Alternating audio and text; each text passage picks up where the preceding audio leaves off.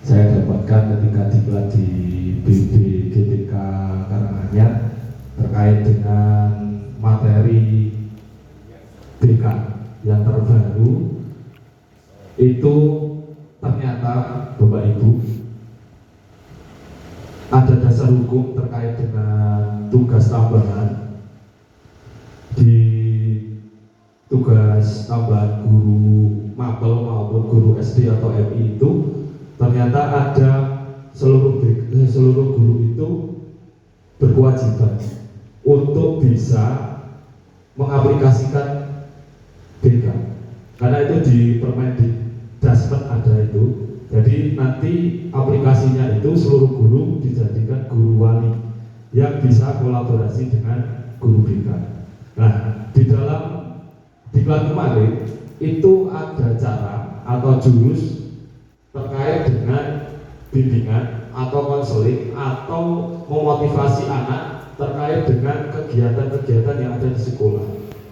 Kadang kita gini, ini melihat realita yang ada di sekolah saja, bukan hanya di kita di sekolah itu. Ketika ada suatu permasalahan itu kecil misalnya. Ada permasalahan anak itu tidak mengerjakan PR umpamanya. Kadang hal seperti itu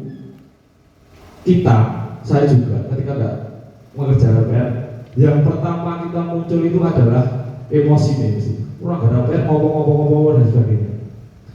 Saya pun juga menyadari bahwa emosi saya juga labil ketika ada suatu permasalahan itu mesti saya pressure, saya tekan, dan pasti saya menyalahkan anak. Saya menyadari itu. Tetapi ketika ada diklat kemarin, saya evaluasi. Ternyata ketika kita membuka permasalahan itu, ternyata ada hal lain di balik anak itu tidak mengerjakan PR ataupun terlambat dan sebagainya. Termasuk MBG itu juga dievaluasi. Kenapa anak kok tidak mau makan MBG? Ternyata di rumahnya sudah ada hiburan dari orang tuanya rasa dipangan, karena banyak melihat di televisi ada yang keracunan. Termasuk itu. Jadi saya juga evaluasi. Aku ini kayaknya pressure anak permangan MBG. Seandainya orang tua tidak terima, mungkin itu juga jadi bumerang buat kami, buat saya. Kita sama pressure dilalah mau keracunan. Akhirnya apa yang kena? Sekolah. Nah, jadi inti dari saya memaparkan ini, kita belajar bareng Bapak Ibu.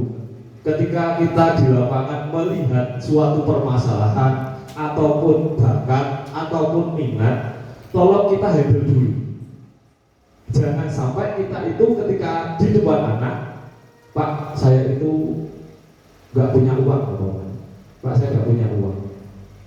Jangan kita langsung kita ambil anaknya, wes kayak kita wali kelas, itu salah. Kalau sesuai Permendikbud ini. Tetapi siapa yang ada di depan kita dan kita yang melihat anak itu, setidaknya paling kurang dibangun lenopo umpama seperti itu. Jadi kewibawaan kita itu ada. Nah, maka dari itu ketika kami dapat diklat itu, kami sedikit memberi gambaran bahwa ada 7 jurus dari awal itu menggali potensi sampai nanti kolaborasi. Jadi ada 7 jurus itu yang 5 harus diaplikasikan atau diimplementasikan ke anak, dan yang 2 itu ada kolaborasi dan situasi itu harus semua stakeholder harus berperan di situ. Dilanjut Pak. Nah, dari itu diklat itu nanti langsung.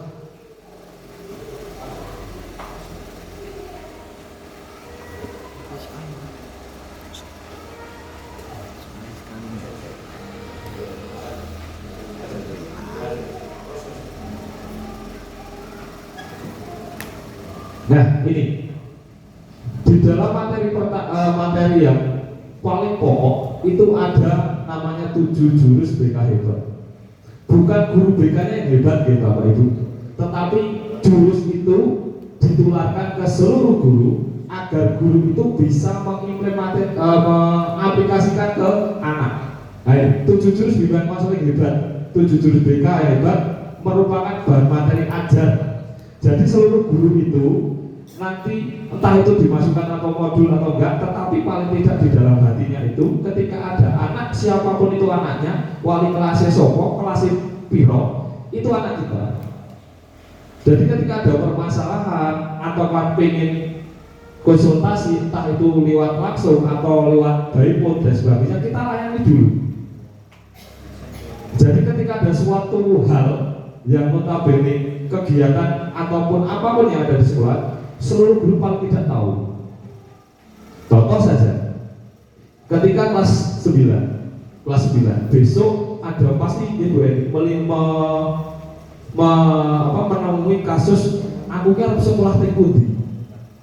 Kadang konsultasinya nggak ke Bu Eni, mungkin ada Bu Eni, wah Bu Eni galak, umpamanya ya Bu Eni, konsultasinya sama Bu Mei umpamanya.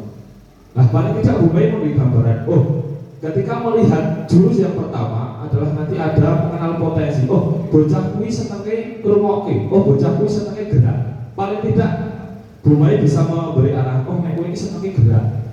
Senenge olahraga. Oh, kamu melanjutkan di SMA ataupun SMK yang KKO, kelas olahraga. Seperti itu. Maksud sederhana ini kaya ngono kuwi.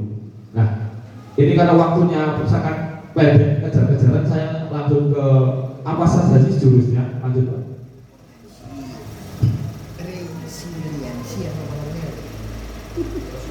Resilience itu ada orang yang penting apa sebenarnya. Nah, ada 5 jurus Bapak Ibu. Jadi ada 5 yang harus kita kuasai sendiri. Yaitu yang pertama potensi, menggali potensi. Dulu Pak Yudi pernah di awal semester pertama itu membuka atau kita memberikan asesmen di Pak Yudi dengan Aku Pintar. Nah itu memang kemarin juga diaplikasikan. Ternyata di Aku Pintar itu bukan hanya melihat gaya belajar saja Pak Yudi. Ternyata juga ada kaitannya dengan komunikasi, terus ada interpersonal. Nah itu ternyata kita harus bisa mengetahui itu. Ternyata pembelajaran diferensial itu memang harus kita bukan kuasai, kita ketahui lah. Karena kita mau nggak mau, ya kami saja, saya saja. Ketika saya cuma hanya bisa ceramah di depan anak, kadang anak memang benar-benar boring, bosan.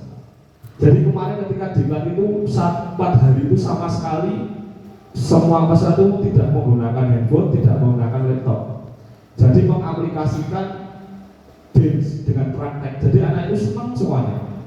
Peserta juga itu tidak ada yang bosan ketika pembelajaran dari jam 8 sampai jam 6 sore, tidak ada yang bosan. Karena apa? Mengaplikasikan dengan praktek, bukan seperti saya ngomong di sini. Pasti tidak ada bosan ketika saya ngomong di sini. Karena apa? Karena hanya komunikasi satu arah, tidak saling berkaitan. Nah, 7 jurus itu ada 5 yang harus kita benar-benar kita pegang. Yang pertama adalah asal minat dan bakat itu disimpulkan dengan menggali potensi. Terus yang kedua itu melatih daya letek, itu membangun resiliensi. Itu artinya meningkatkan menghilangkan rasa putus asa. Itu resiliensi. Ini contoh seperti ini, resiliensi.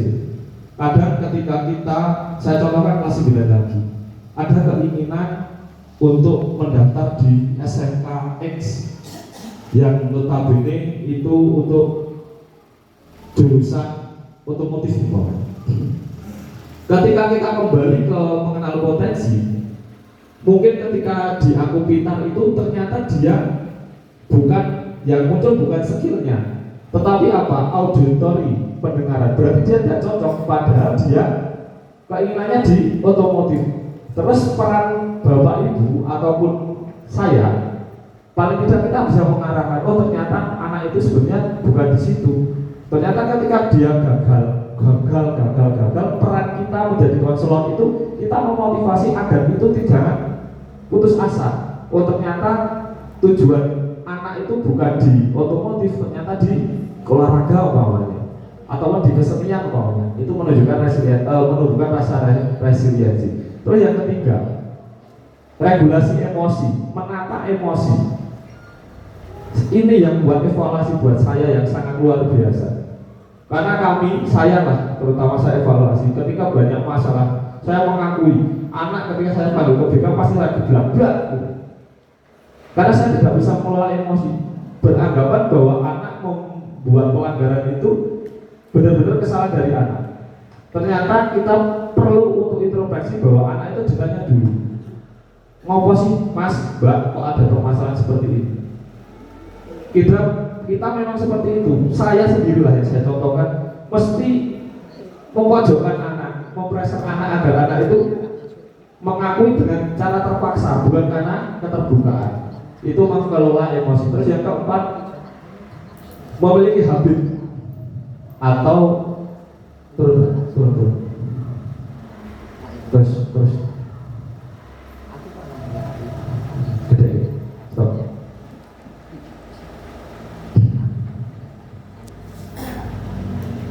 Nah, kebiasaan kesadaran itu yang keempat. Maksudnya seperti apa? Kesadaran untuk konsistensi pada saat itu yang perlu kita tekankan, konsistensi. Kadang kita punya rencana, pengen mendisiplinkan anak yang seperti ini. Saya kadang aku males ya bisa. Jadi gak konsisten. Anak itu melihat konsisten kita. Dewi arek bares ke lurus saja. Ketika kita rada kesel sithik megah bares ke anak juga pasti wis ora apa-apa meneh. Kita kebiasaan pagi umpamanya. Kita tepat waktu, ternyata kita pada waktu apel, kita meluncur waktu, anak gak kacau lagi. Ternyata bapak ibu guru gak apa-apa, seperti itu aja. Jadi kita harus pegang konsistensi kita ketika kita mengarahkan anak ataupun memotivasi anak. Terus yang kelima, jaga koneksi. Maksudnya apa? Ini memang perlu kita ketahui, koneksi dalam hal ini adalah empati. Ketika anak itu meminta bantuan pada kita, baik secara verbal atau perilaku dan sebagainya, kita itu ketika anak ngeluh, Pak, saya itu besok pengen sekolah di sini. Paling tidak kita itu jangan, tetapi kita dudukkan di kita face to face ngobrol tentang masa depan itu seperti apa, terus permasalahan itu seperti apa. Kita jaga rasa empati kita. Dewi paling orang merasakan apa yang dirasakan anak. Pak, saya itu mau sekolah di luar kota tetapi orang tua saya tidak punya. Nah, kita mencari solusi, arek golek beasiswa lah, ataupun mencari pondok atau tempat yang bisa ditinggali ketika sekolah di sana. Jadi kita mengikuti merasakan apa yang dirasakan anak ketika kita itu komunikasi. Terus yang kelima, membangun kolaborasi. Ini penting buat kita semuanya, Bapak Ibu. Tidak ada artinya ketika ada suatu kegiatan, umpamanya di kesesuaian Pak Joko ada kegiatan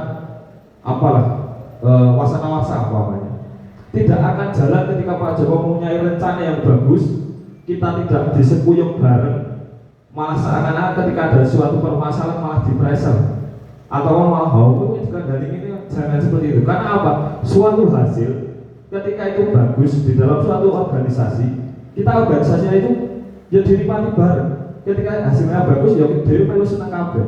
Bukan Pak Joko sik bantu, jangan seperti itu. Tetapi ada suatu permasalahan, kita kolaborasi. Ketika ada suatu permasalahan, kita selesaikan semua. Umpamanya di dalam tadi yang disampaikan Bapak Kepala, besok wasana-wasana itu anggarannya dari komite. Berarti dari tingkat stakeholder komite, kepala sekolah, dari pimpinan program dan bawahannya semua harus satu visi. Bukan aku pengen ngono sih, pengen ngene. Ya nggak jalan itu. Jadi ada suatu kegiatan, ayo kita bareng-bareng. Walaupun mohon maaf, kadang ada suatu kegiatan yang di situ hanya kegiatan ini sesuatu ada yang besok perkumpulan ngurus OSIS, memang diurus OSIS, tetapi setidaknya seluruh guru itu tahu bahwa kegiatan besok itu ada perkumpulan OSIS gitu. Jangan sampai suatu saat nanti ada orang tua yang menjemput di depan, Pak kok anak saya namanya ini kok berulang ya, umpamanya seperti itu. Wah aku ya kan, saya nggak tahu seperti seakan-akan oh ini sekolah kok bapak ibu yang lain kok nggak tahu kan gitu.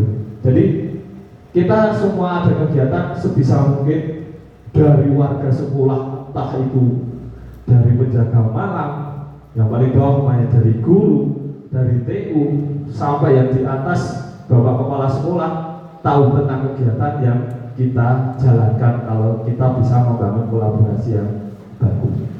Terus yang terakhir adalah menata situasi. Mau tidak mau menata situasi itu kita memang dari sedikit demi sedikit harus ditata. Di situ ada lingkungan belajar yang aman, nyaman, dan membibirakan. Itu bisa dilihat dari manapun. Yang aman itu bukan berarti hanya bullying ataupun pressure dari teman, pressure dari guru, tetapi lingkungan aman itu kita mungkin dari tingkat bencana alam itu juga harus diperhitungkan. Nyaman ketika anak masuk di kelas ataupun di sekolah, paling orang harus nyaman sih lah. Kalau di sini Pak Joko sering mempressure kaitannya dengan kebersihan dan ngopo tidak lain tidak bukan Pak Joko pengen nyaman di kelas ini Pak Joko. Nah seperti itu. Terus yang terakhir adalah membibirakan. Kadang-kadang mungkin ketika kita sering memarahi, kita menasihati yang sering membentak dan sebagainya, yo molo-molo lah di kelas atau dimanapun kita diajak guyon anak itu. Padahal surat-surat nggak apa-apa. Kenapa kita seimbang antara kita mempressure yang nanti yang mengimbangkan adalah kita bahagia ketika di kelas. Mungkin itu Bapak Ibu yang sedikit gambaran, karena kalau memang harus saya sampaikan banyak tentang praktikum juga waktunya juga banyak. Mungkin itu gambaran sedikit, walaupun itu mungkin sedikit setidaknya oh ya kita evaluasi bahwa kita itu jadi guru adalah banyak hal yang harus kita tingkatkan dari kaitannya dengan menggali potensi sampai kolaborasi ataupun menata situasi. Mungkin itu kurang lebihnya, mohon maaf. Saya akhiri. Assalamualaikum warahmatullahi wabarakatuh. Terima kasih Pak Riza. Intinya